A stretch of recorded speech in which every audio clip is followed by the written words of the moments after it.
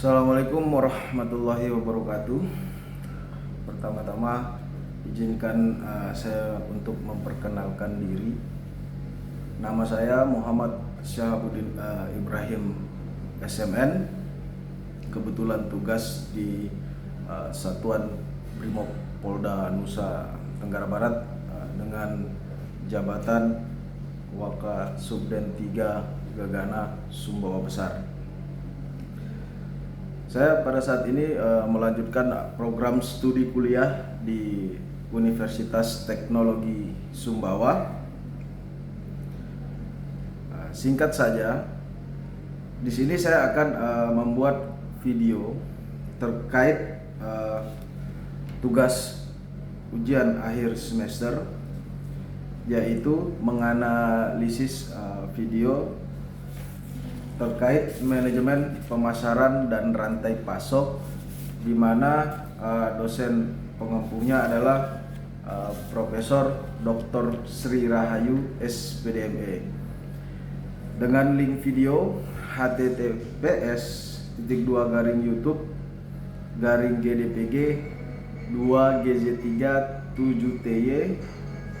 7TY/SI MSRC JUS Divisi under MW6E, di mana tanggal akses video ini dibikin 1 Januari 2022 dan akses saya membuka video di tanggal 3 Desember 2025. Singkat saja, ringkasan dari video ini adalah kemungkinan video menjelaskan perbedaan 3 istilah serupa di bidang pengiriman logistik, ekspedisi, dan distribusi, di mana judul video ini adalah perbedaan logistik, ekspedisi, dan distribusi.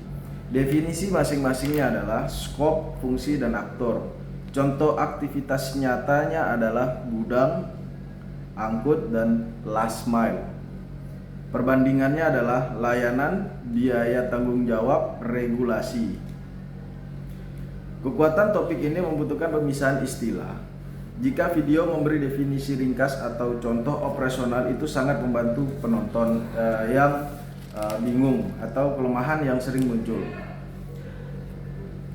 Definisi bercampur atau miss menyamakan ekspedisi dengan kurir atau tidak membedakan skala.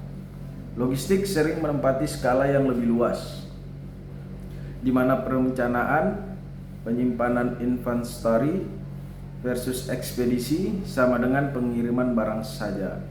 Alur logika dan buktinya. Kekuatan ideal menjelaskan mengapa perbedaan itu penting. Biaya SLA tanggung jawab kerusakan asuransi disertai contoh angka atau studi kasus singkat. Kekurangan umum pada video ini adalah klaim tanpa data, ekspedisi lebih murah tanpa dibandingkan rute atau volume, atau contoh yang terlalu generik tanpa konteks Indonesia adalah route antar pulau atau regulasi BAI. Objektivitasnya, pemeriksa apakah pembuat video mempromosikan layanan brand sendiri. Jika bias atau endorsements terselubung, itu melemahkan kredibilitas kecuali diungkapkan jelas. Aspek atau presentasi visual dan audio dari video YouTube yang saya analisis adalah visualnya adalah infografis sederhana, diagram rantai pasok, flow chart, atau membuat perbedaan istilah lebih gampang dicerna. Kalau video hanya wajah ngobrol tanpa grafis, penonton teknis bisa kehilangan titik penting.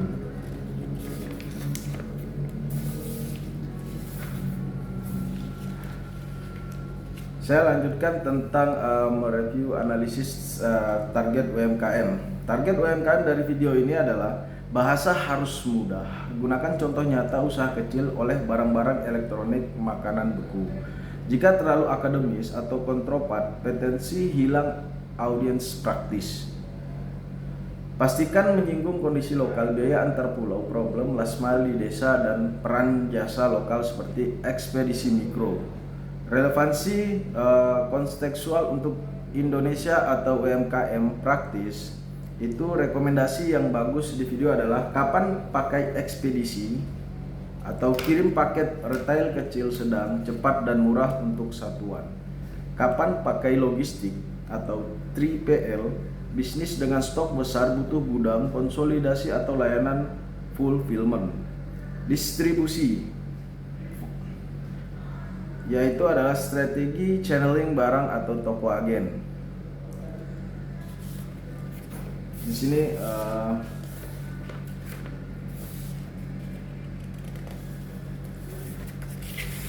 saya lanjut tentang menganalisis video ini adalah analisis krisis video bukan sekedar apakah saya suka dengan videonya, tapi mengevaluasi video dari banyak aspek: struktur, retorika, teknik penyampaian, konteks sosial atau perspektif dan tujuan, hingga potensi dampak terhadap penonton.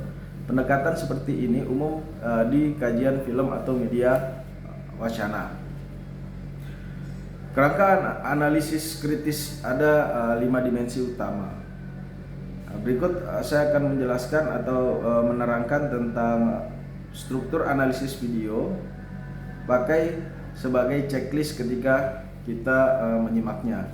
Yang pertama ada struktur dan narasi, yang kedua teknis audiovisual, yang ketiga bahasa dan gaya, yang keempat konteks sosial, yang kelima adalah transparansi, etika dan kredibilitas.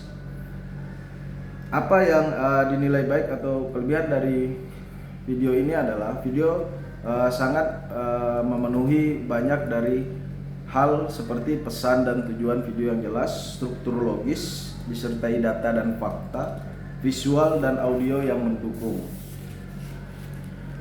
Di sini ada potensi masalah atau kekurangan umum yang saya analisis dari video ini adalah banyak video rentan kelemahannya seperti klaim tanpa konkret. Misalnya ekspedisi X lebih murah tanpa dibanding rute, tarif atau volume, bisa menyesatkan. Dalam artian apabila kita mempromosikan contoh ekspedisi inisial X misalnya dengan barang kiriman yang murah, ternyata realitanya itu tidak benar, itu bisa menyesatkan penonton.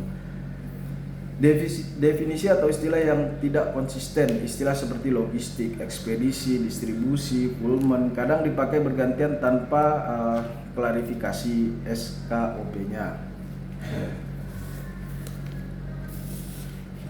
Selanjutnya, video ini menggunakan pendekatan akademik atau teoritis analisis tujuan.